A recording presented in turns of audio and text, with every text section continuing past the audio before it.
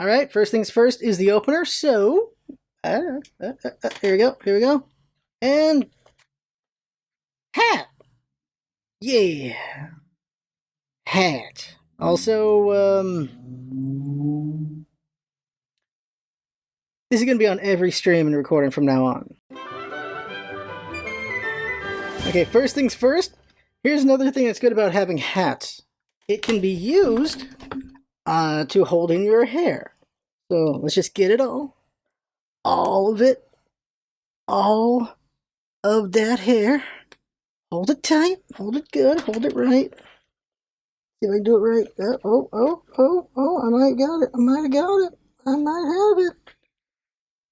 Bam! It's all held in. Bam! Barely holding in, by the way. This is coming out. Forget ponytails. Just put it in the back of the hat. There you go. Feel that thing. Okay. Alright. Wearing this every day. Every quarter I'm going to wear this thing. So, we're going to try to do a very quick vlog because I got to go to work soon. I got to eat before work. I'm tight on time. Why? Because I went and saw the Demon Slayer movie. Really good movie. By the way, y'all weebs.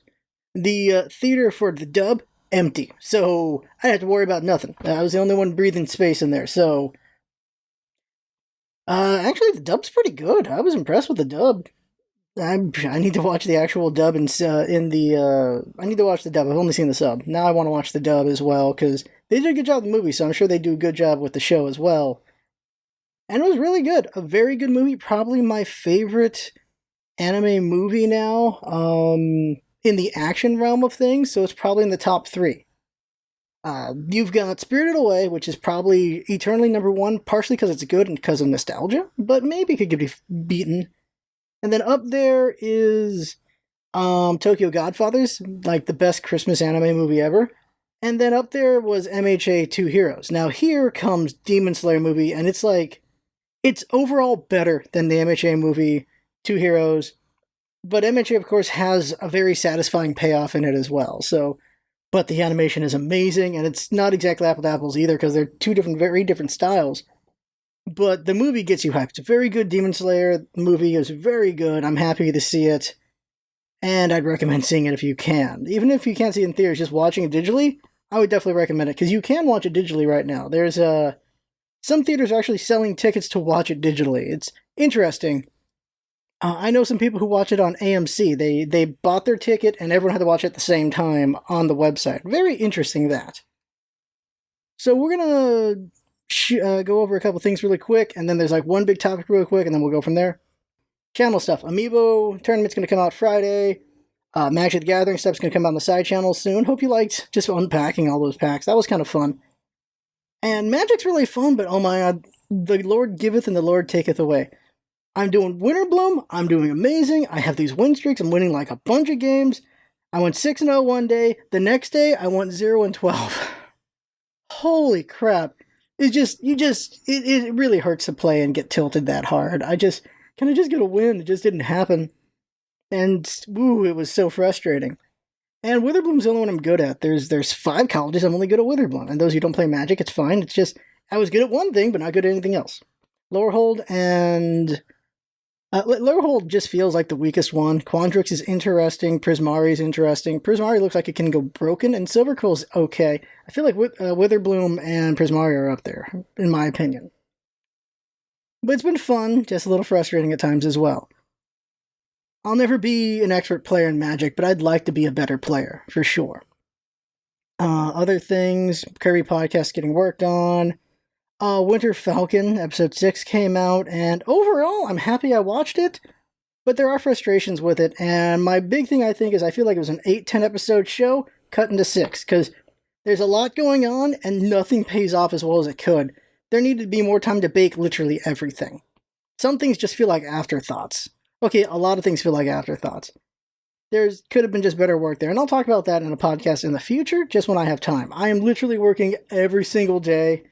There was just no time to really do anything. I edit with free time at work and free time at home, and then there's a 3-hour stream, and I don't want to stop doing the stream, so yeah, but I might have to pick a day where I just don't stream so that I can just work on a bunch of stuff at home that I can't work on at work, because obviously I can only work on things at work.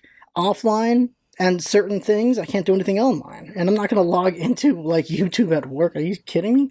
That'll just get me in trouble. Like, you're allowed to just do things on like breaks, and that's why I work on stuff during breaks. But during, actual company time, you can't do that stuff. You'll just get in trouble. That's never good. And it's never good for you to do that. Anything else? I think that's it. So, the topic. The topic is about, well, Jinx brought up, like, maybe the topic should be about the fact you're willing to wear a Kirby hat in public now. And she's not wrong. She's not wrong about that at all. Thinking about things, and something she brought up was Adam Savage and his book.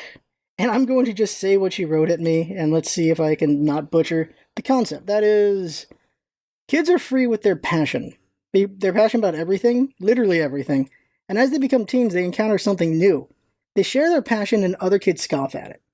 And it feels bad. Teens are trying to grow up by rejecting being a kid, and that includes being passionate. Not just in themselves, but in those around them. And so teens learn to hide their passion. And part of being an adult, especially a maker, is learning to be okay with sharing your passion. One little thing, though, is if you are a maker and you're passionate, you don't want to tell anyone about an upcoming project necessarily, because psychologically it is proven that if you have some really cool idea, if you tell someone about your idea, you'll get the dopamine from telling them, and you don't need to get the dopamine from making it anymore. So that's the thing that happens, where you lose momentum to make the thing because you've already gotten the dopamine from making it. And there are some projects where, like, I really want to do this, and I told someone the idea, and they're like, oh, that's great, and then I didn't make it. I know I've had that happen to me. And sometimes there's projects where I just don't have time to do them, which is frustrating. Kirby's anniversary comes out in a couple days. I need to hurry up and get a drawing going on that, but work has been distracting. Like, I work on the channel, I got work, where's the time to draw, kind of thing. It's very unfortunate.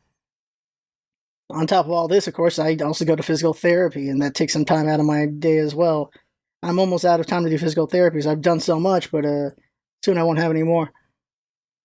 And I'm making sure I learn as much as I can from physical therapy and all that stuff. So, passions.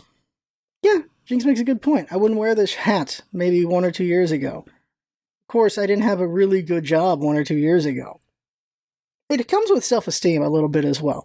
Thinking about the past, in high school, I made it a point to not wear anything trademarked, anything with logos.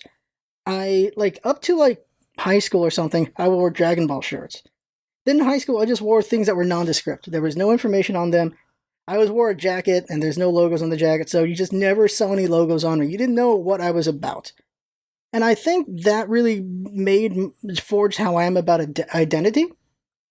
Because when you go to college, identity is important to everybody. Everyone really cares about their race, or their city, or where their family comes from, and all these different things, or where their bloodline comes from, or their sexuality.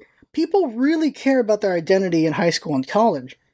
And I personally rejected it because I really felt like what was important about me is just knowing myself. I didn't care about others knowing, identifying me, because at the same time, I also didn't care for stereotypes, as stereotypes that come with identity identifiers. I felt that if you identified me as an Asian, you're going to have all these Asian stereotypes. You identify me as Mexican, you're going to have all these Mexican stereotypes. Male stereotypes, whatever age, all these different things. So I did not necessarily put anything out there that could have you identify who or what I was, because I'd rather you talk to me and understand who I am than just look at me and decide these things about me. So I made myself I think innocuous is the right word, as just general, just not really identifiable as possible. The only things you could identify me by is I like to wear jackets, I wore jeans, and I definitely had a thing for at least red and black besides just jeans being blue. That was because all jeans were just blue for the most part. And you really didn't have a way to describe me necessarily besides just base things, I suppose. Because I wanted to be known for in here, not for everything else around me. Not for what I wore, not for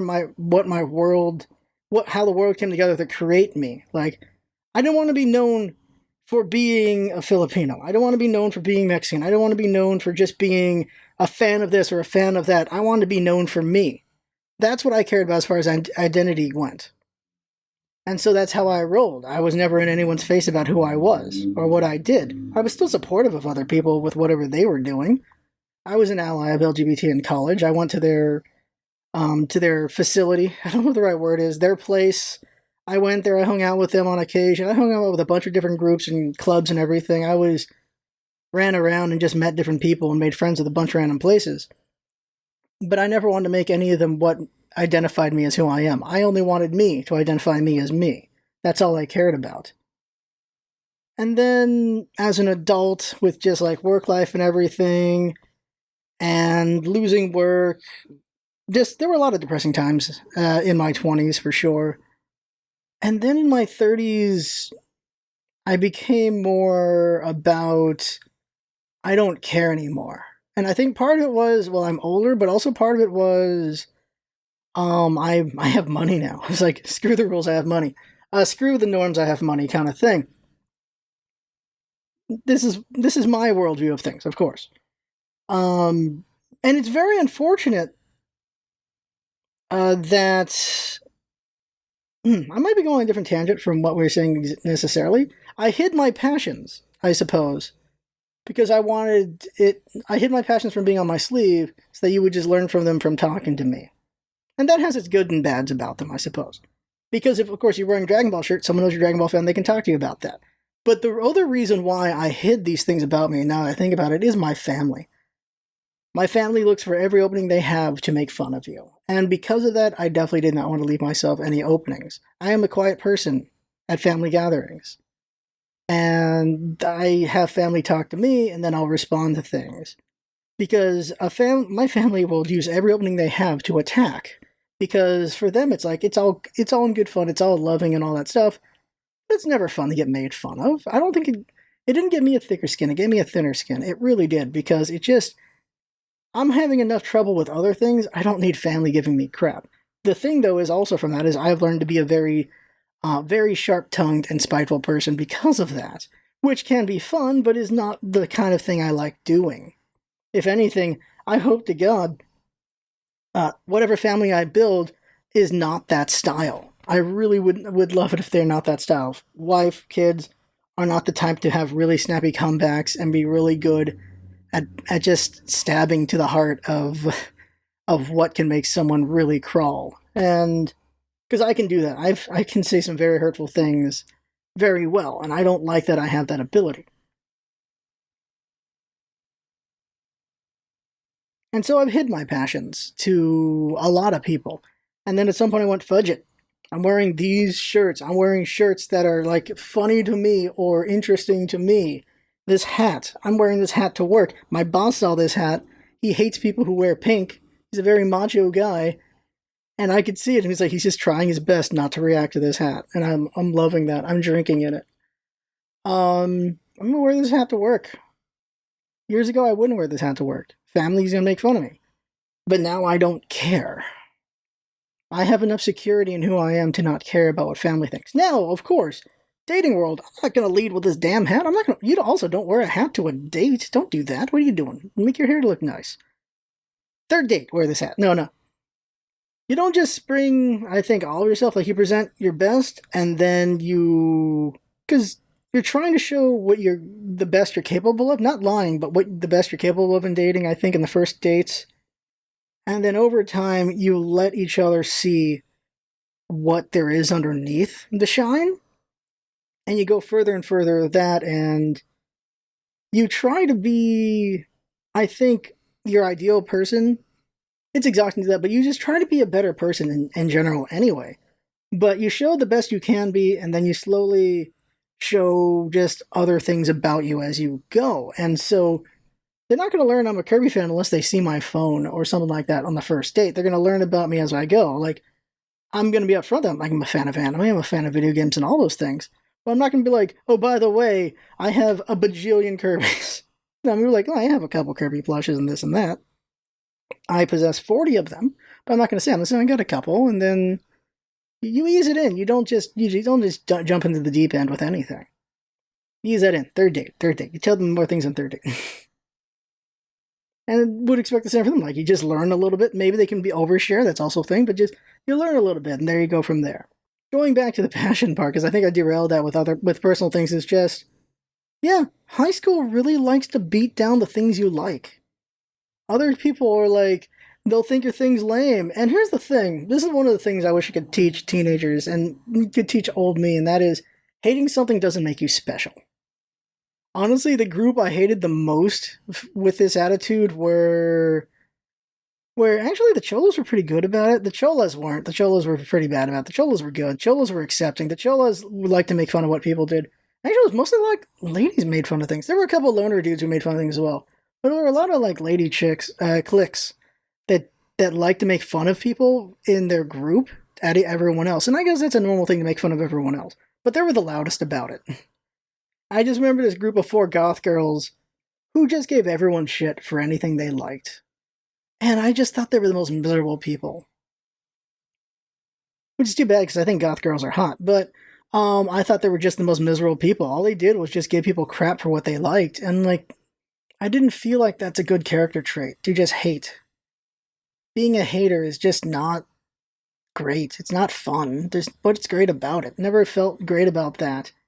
I remember doing the same thing where, like, I'd make fun of other people's passions in high school, and then at some point I realized, it's dick move. It's not really great to do that. It's like, what good is there in spreading misery?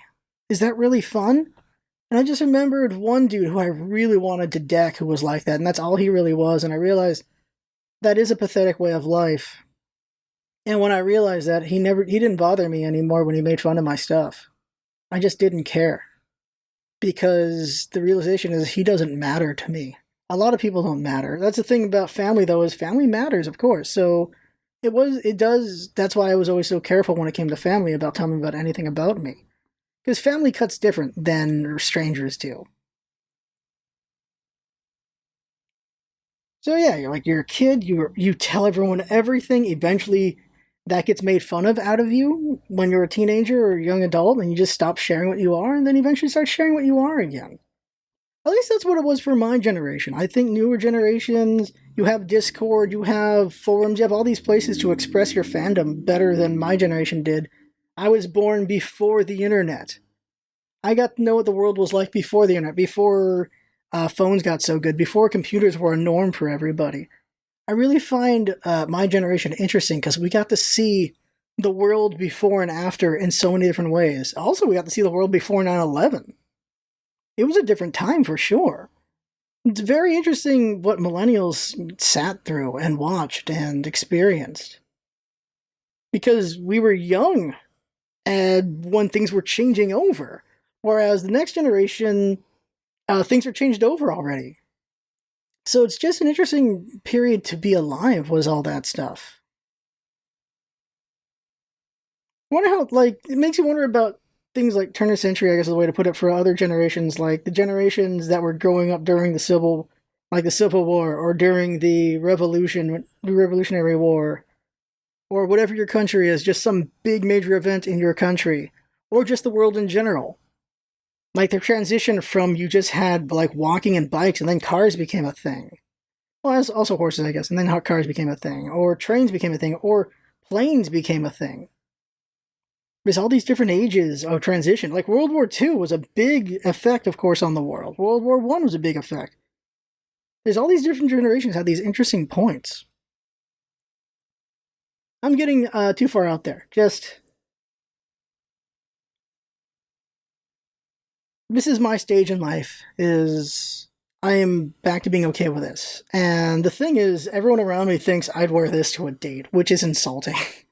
I'm very insulted by that. I'm wearing nice clothing to a date. A date happens. This is getting cut immediately. I'm just got this long hair because I just have it. Two reasons. One is I just don't want to risk being in public too much to get the virus, so I don't want to go to like a hair place yet. Once I'm fully vaccinated, then I'll take the risk. The other one is, I just got no reason to cut it right now. I really have no reason to cut it. I should have shaved, by the way, though. I keep forgetting to do that. I'm being a little procrastinating about it. Try to shave once a week. Have not shaved in 2 weeks, so I gotta do that. But at some point, when this gets cut, we're gonna make a real effort to try to get the pompadour going. Apparently, pompadour is a very vanity haircut, which Jinx makes a point that I don't realize is If you want a pompadour, you got to put in the work. And sometimes that's the truth, man. You just got to put in the work. So that is the vlog. I went way too long, but what are these vlogs? These vlogs are me exploring philosophical ideas, but also exploring the self. This is my therapy. So there you go. That right there is the vlog. Expect to see this hat way too often. By the way, do I keep the sticker on? I don't know why people keep stickers on. I'm just keeping it on just because I don't know why people do it. I'm like, should I, or should I just take the sticker off? I don't know. All I know is this hat's going to be here for a while. And that right there is the vlog. I had fun. Hope you had fun watching. That's what's all about, having fun. Thanks for coming by, and see you next time.